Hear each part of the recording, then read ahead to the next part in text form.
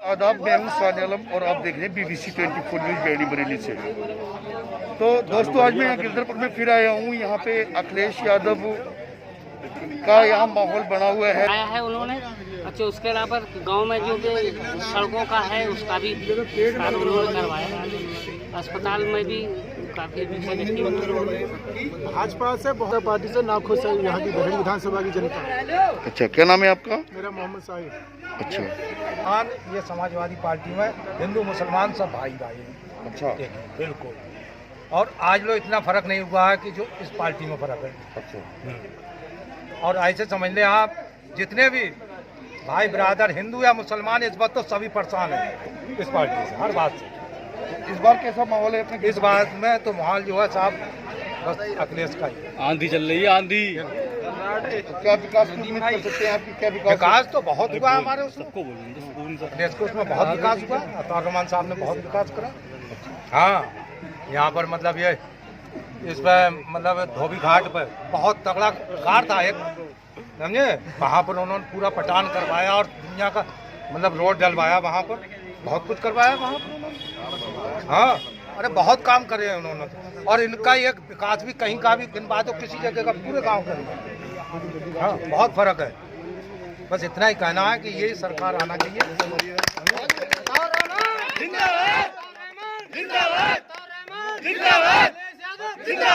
खड़े हो जाएगा। गाँव में क्या कर रहे हो इस बार? अरे साहब कुछ भी नहीं कर रहे हैं, सब कुछ कर रहे हैं हम। अच्छा, सब कुछ कर रहे हैं। क्या कर सकते हैं? अरे साहब उनके लिए खुल नहीं सकते हैं सारा दिया अगले सालों और बिजली फ्री देने का। और योगी ने जैसे ही ये ऐलान सुना तो उन्होंने बिजली का बिल आधा माफ करने की कोशिश करी है। तो यानी कि ये 4.5 में ये लोगों का जो है पैसा खाते रहे हैं लगातार। अब जब सरकार मतलब इलेक्शन की बात आई तो उन्होंने जो है आधा बिल माफ कर दिया। इसका मतलब सरकार पहले भी माफ कर सकती थी, लेकिन माफ खुद ब खुद नहीं किया। ठीक है, एक मुद्दा ये वाला। अभी मैं इसका एडवर्टाइजमेंट पढ़ रहा था योगी का जो है, यानी कि योगी जो है कर्म योगी है। ठीक है, तो हाँ, तो उसमें इन्होंने ये कहा कि अभी जो कोरोना की जो लहर आई थी सेकेंड वेव में, कि योगी जो है यानी कि उत्तर प्रदेश की सरकार जो है हेल्थ मैनेजमेंट में सबसे ऊंची रही है। अच्छा। हाँ, तो इन्होंने जो है कि यहाँ की जिसकी जो मिसाल दी है अपने शहर की, टोक्यो से दी है, अमेरिका से दी है, कई कंट्री से मिसाल दी है अपने सिस्टम की। तो आपने देखा होगा लगभग जो है इधर क्या नाम है, गाजीपुर बॉर्डर के पास में और गंगा के पास में लाखों जो है लाशें गंगा में पड़ी रही हैं। तो ये इस बात का सबूत देती है कि ये जो है किसी बात का जो है मैनेजमेंट में हर तरफ से फैल रहे हैं। कोई मैनेजमेंट ठीक से नहीं किया है। ऑक्सीजन की बजाय इन्होंने जो ऑक्स थे, ऑक्स समझते हैं आप, बैल, वो रोडों पर छोड़े हैं। बैल रोडों पर छोड़े हैं और ऑक्सीजन की जो है ये भरपाई नहीं कर पाए। गोरखपुर में आपने देखा होगा 60 बच्चे मर गए इसमें, ऑक्सीजन नहीं दे पाए। डाटा कफिल खान को इन्होंने फंसाया, यानी कि अपना जो है सिस्टम मैनेजमेंट सही से नहीं कर पाए और फंसा दूसरे पर है। ये सरकार हुई। किसानों को सरकार को लेकर उन्होंने ये वादा किया था 2014 में, मोदी सरकार ने भी और उनकी कैबिनेट मंत्री ने, कि आय दुगनी हो जाएगी। आय दुगनी की बजाय किसान जो है मर रहा है। गाजीपुर बॉर्डर पर देख लीजिए आप, गाजियाबाद बॉर्डर पर देख लीजिए आप, पूरा किसान जो है प्रोटेस्ट किया है, ठंड में प्रोटेस्ट किया है। तो उन्होंने रोडों पर लाकर काम किया है। हालांकि कि जो है दोगुनी आय करने के बजाय सड़कों पर लाकर रख दिया किसान को। ये काम किया है योगी सरकार ने। ये वाला मुद्दा हुआ। अब आइए महंगाई पे।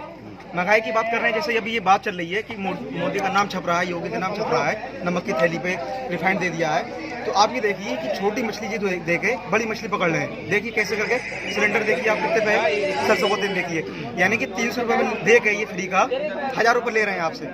तो ये जनता नहीं समझ रही है इस चीज़ को। ये जनता ये समझ, 1000 रुपये क्यों ले रहे हैं? 300 रुपये आप देखिए इन्होंने वादा किया था। बाबा आप जानते हैं, छोटी आंख वाले बाबा, एक आंख वाले बाबा, बाबा रामदेव, उन्होंने क्या कहा था? उन्होंने ये कहा था कि 35 रुपये पेट्रोल देंगे और 350 में गैस देंगे। अच्छा, हाँ जी, आपने इसमें देखिए 2014 में जब हुआ था लोकसभा का जो इलेक्शन, तो उन्होंने ये कहा था कि 35 में पेट्रोल दिया जाएगा। पेट्रोल देखिए आप, 100 रुपए, 3 गुना पेट्रोल ज्यादा है।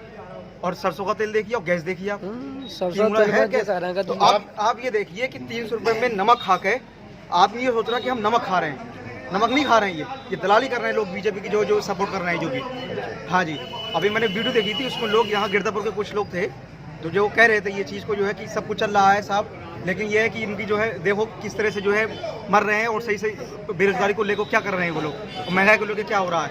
मतलब मैक पे तो ये कह रहे हैं कि सब चंगा सी है, लेकिन घर में लड़ाई हो रही है महंगाई को लेकर। अच्छा, हाँ जी, ये मुद्दे हैं, इसलिए जनता ने फैसला कर लिया है, सरकार बदलनी आएगी। अच्छा, एक बात और बताइए मुझे। हाँ जी, मुस्लिम समाज ज्यादातर अखिलेश यादव के साथ में है। हाँ जी, तो ये इसलिए है कि एक बीजेपी है, ऐसे भी लगा सकते हैं। बीजेपी के ऑप्शन नहीं है ऐसा। पिछली बार अगर आप देखेंगे वोट तो पिछली बार 6% वोट गया बीजेपी को, 19% वोट आया है सपा के पास और 19% वोट आया है बीएसपी के पास। पिछली सरकार का यह है आंकड़ा, और इससे पिछली सरकार में सपा को ज्यादा मिला था। ठीक है, यानी कि 2007 से इससे पहले की जो सरकार रही पहले 2007 में मिला था लगभग 19% इसमें। तो अगर आप देखेंगे मुस्लिम का तो ये मुस्लिम विरोधी सरकार है। आप अगर इनकी स्पीच देखेंगे, योगी की स्पीच आप देखेंगे तो उन्होंने क्या कहा है कि मुल्लों को ज्यादा महत्व देने की जरूरत नहीं है।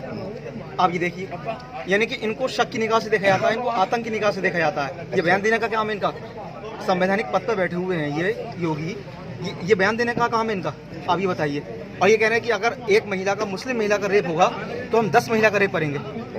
ये किस तरह का बयान दे रहे हैं आप? ये क्या है? ये दंगे की तरफ तो इधर आओ। ये चीजें इसलिए मुसलमान इनसे इधर आओ, इधर एक मिनट। ठीक है, काम का भी इधर तो आओ। ये नहीं है। उसके बाद सुरक्षा के मामले में देख लीजिए आप, सुरक्षा में आप इधर देख लीजिए जो हुआ है कांड, हाथरस का कांड देख लीजिए आप। उसको बच्ची को जो है घर पे दिखाया नहीं, फौरन जला दिया। उसके बाद जलाने के बाद सब जो है घर पे भी नहीं दिया उसको, उसकी जो है अंतिम दर्शन के लिए भेज दिया उसको। अच्छा, आप पढ़ा है ये तो हाथरस का तो पढ़ा हुआ, ऐसा कांड दुनिया में कहीं नहीं हुआ है जो योगी सरकार के उसमें हुआ है। तो आप ये मानते हैं कि योगी सरकार में भ्रष्टाचार पनपा है? भ्रष्टाचार का तो इसका आंकड़ा तो मैं भी नहीं कह सकता, लेकिन जो चीज इन्होंने मुद्दे दिए थे वो उसमें हर तरफ फेल हो चुकी है। देखिए सपा सरकार में लखनऊ मेट्रो में जो विकास हुआ था वो वहीं तक पहुंचा हुआ है। कानपुर मेट्रो जो अभी आप मोदी जी ने शिलान्यास किया उसका, जो सपा सरकार में पास हुई थी। अच्छा, यानी कि जो फीता काटने का काम है वो ये कर रहे हैं, लेकिन जो विजन दिखाया है वो सपा सरकार ने दिखाया। हाँ जी, ये आप देख लीजिए, आप आंकड़े देख लीजिए कुछ बकुछ। कानपुर मेट्रो को देख लीजिए, आप लखनऊ मेट्रो को देख लीजिए, तो सब काम जो है सरकार ने शुरू किए थे सपा सरकार ने, लेकिन फीता जो काटा वो इन्होंने काटा है। विजन नहीं था इनके पास, मुद्दे नहीं थे इनके पास, बस ये है कि दूसरे के मुद्दे पर काम किया ये जी योगी जी गंगा में हाथ धो लोगों ने कॉपी किया उन्होंने और कुछ नहीं किया है। ठोकों की राजनीति चला रहे हैं, जिसको चाहो ठोक दो, जिसके चाहो अखिलेश ने जो बहती गंगा में हाथ धो, योगी सरकार ने किया है। हाँ बहती गंगा में हाथ धो। क्या कह रहे हैं आप? क्या कह रहे हैं? जो काम अखिलेश यादव का पास करा हुआ था वो काम किया है योगी सरकार ने। अपनी तरफ से कोई काम नहीं किया योगी सरकार ने। आपने पिछली बार किसको वोट किया था? पिछली बार सपा को दिया था। पिछली बार सपा के कट्टरवादी हैं। कट्टरवादी सपा के हारे जीते है सपा। तो आपको क्या लगता है कि यहाँ पे जो 3 पार्टी हैं वो 3 पार्टी इससे पहले कभी आपस में लगभग शायद कभी एनडी तिवारी जब लोकसभा का चुनाव लड़े थे यहाँ पे, तो शायद सारा गांव एक प्लेटफार्म था। विधानसभा में शायद पहली बार ऐसा होगा कि पूरा गांव बिल्कुल एक प्लेटफार्म मान जी। और आपको क्या लगता है अपने यहाँ से लगभग कितना पोलिंग हो सकता है समाजवादी पार्टी के? हमारे यहाँ से लगभग कम से कम 4000 या 5000 का 4000-5000 वोट आपके गिरधरपुर से पड़ सकते हैं। 700-800 वोट बीजेपी को जाएंगे और बाकी सब सपा को जाएंगे। तो आपने क्या, अगर इस बार समाजवादी पार्टी की सरकार आती है तो आप क्या विकास के लिए आगे बढ़ेंगे? विकास के लिए पिछली बार भी माननीय अतार रहमान जी ने ग्राम गिरधापुर में विकास कराया था। उन्होंने एक हॉस्पिटल लाने दिया था गिरधापुर। अच्छा, आपके यहाँ पे कतार रहमान ने हॉस्पिटल भी दिया है? हाँ, हॉस्पिटल भी दिया था, 2 बेड का है हॉस्पिटल हमारे यहाँ पर। और एक बाजार देने का काम किया था, जो 3 साइड वाली बाजार, पक्की बाजार बनी हुई है हमारे यहाँ, जिससे कि लोगों को बाजार में परेशानी नहीं होती है। अगर वर्षा भी होती है तो उनके नीचे अपने सौदा वगैरह रहती है। और उन्होंने धोबियों में घाट जो था बहुत बड़ा उसकी सुरक्षा दीवार बनवाई थी उन्होंने।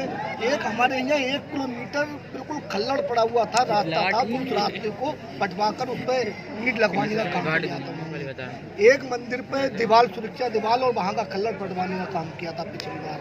अब जो काम करता हो तो उससे उम्मीद रखी जा सकती है। और अब 5 साल बीजेपी की सरकार रही, माननीय छत्रपाल जी यहाँ पर मंत्री भी हैं और विधायक भी रहे, तो उन्होंने एक रफ्ते के लिए हमारे यहाँ मौर्य समाज उनके पास घिट्टिन पड़ गया कि आप उसे बनवा दो जिससे कि हम लोगों की समस्या और परेशानी खत्म हो जाए। लेकिन उन्होंने उस बात पे बिल्कुल ध्यान नहीं दिया और 5 साल तक लल्ला देते रहे, ठीक है, लेकिन बनवा नहीं पाए।